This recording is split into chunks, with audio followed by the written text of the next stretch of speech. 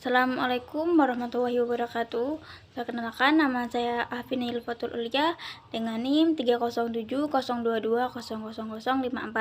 Di sini saya akan menjelaskan materi mengenai asesmen kepribadian dan asesmen perilaku. Saya akan membacakan sebab-sebabnya. Yang pertama, asesmen berbasis bukti. Yang kedua, asesmen yang kompeten secara kultural. Yang ketiga, tes kepribadian objektif. Yang keempat, tes kepribadian proyektif dan asesmen perilaku.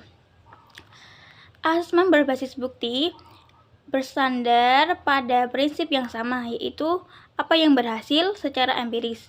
Tidak jauh di belakangnya, psikolog klinis mempraktikkan penilaian berbasis bukti, hanya memilih metode-metode yang memiliki psikoterapi yang kuat, termasuk reliabilitas, validitas, dan kegunaan klinis. Asesmen yang kompeten secara kultural. Kompeten kultural esensial di semua kegiatan psikolog klinis, khususnya asesmen kepribadian. Setiap budaya memiliki persepsinya sendiri tentang norma dan juga variasi-variasinya sendiri tentang abnormal. Sebuah asesmen kepribadian yang dilaksanakan tanpa pengetahuan atau sensitivitas tentang hal-hal yang spesifik secara kultural akan membahayakan. Faktanya, ini disebut malpraktik budaya oleh sebagian pihak. Tes kepribadian objektif. Tes kepribadian objektif termasuk item-item tes yang tidak ambigu, menawarkan rentang respon terbatas kepada klien, dan skor diberikan secara objektif. Yang paling sering tes-tes kepribadian objektif yang digunakan psikolog klien adalah kuesioner yang dikerjakan klien dengan pensil dan kertas atau di beberapa kasus di komputer. Pembahasan inventory kepribadian multifase Minoseto 2, inventory multiaksial klinis Million 3, inventory kepribadian neorevisi, inventory psikologis California 3, inventory depresi Beck 2, inventory kepribadian multifase Minnesota 2. Inventory kepribadian multifase Minnesota 2 MMPI 2 adalah tes kepribadian yang paling populer sekaligus paling baik secara psikoterapi psikometri yang digunakan oleh para psikolog klinis.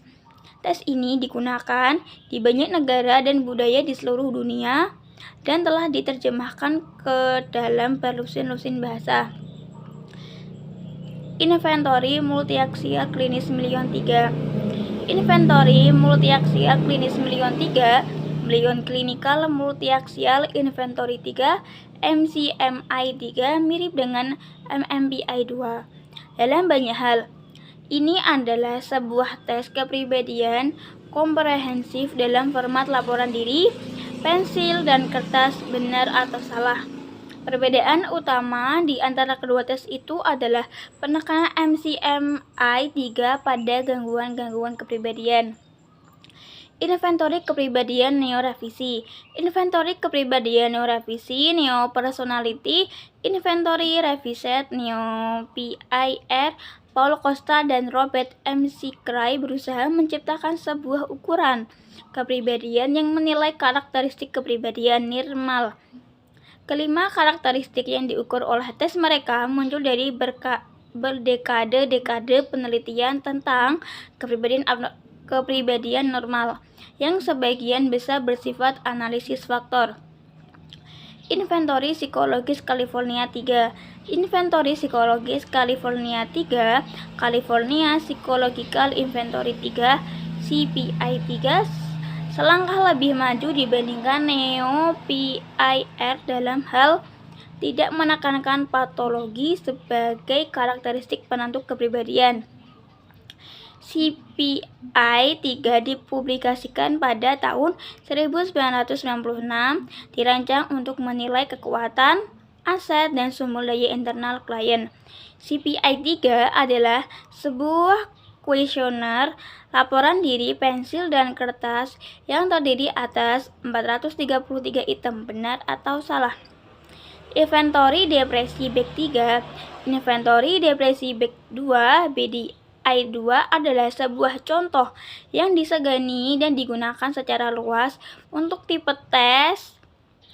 Ini BDI2 adalah sebuah tes laporan diri, pensil, dan kertas yang menilai gejala-gejala depresi pada orang dewasa dan remaja.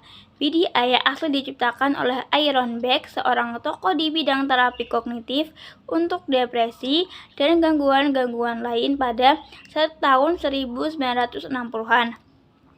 Revisi terkini dipublikasikan pada tahun 1996. Tes kepribadian proyektif.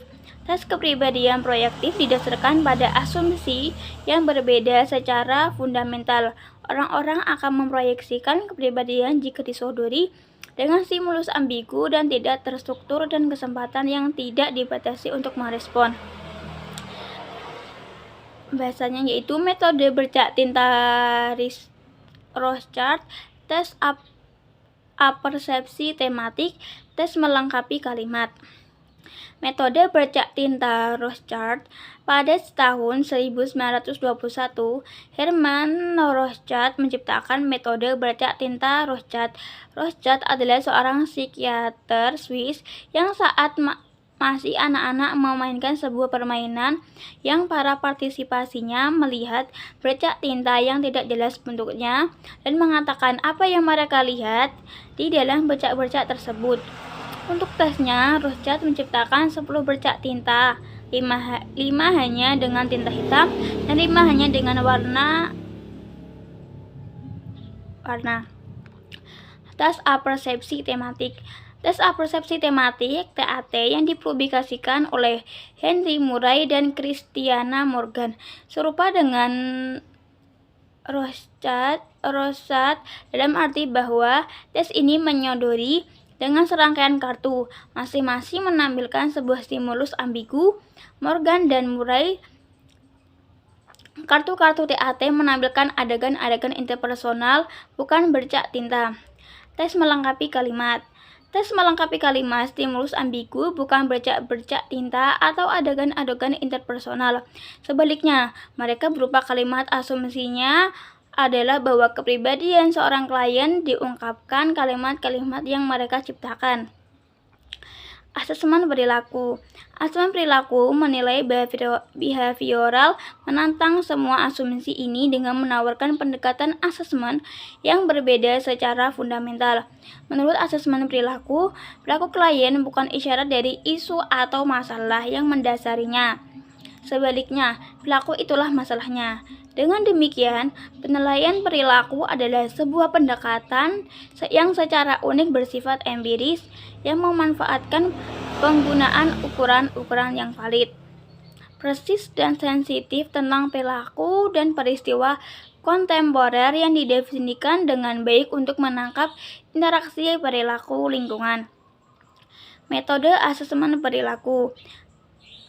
Teknik paling esensial di dalam asesmen perilaku adalah observasi perilaku atau observasi sistematis langsung terhadap perilaku seorang klien di lingkungan alamiah.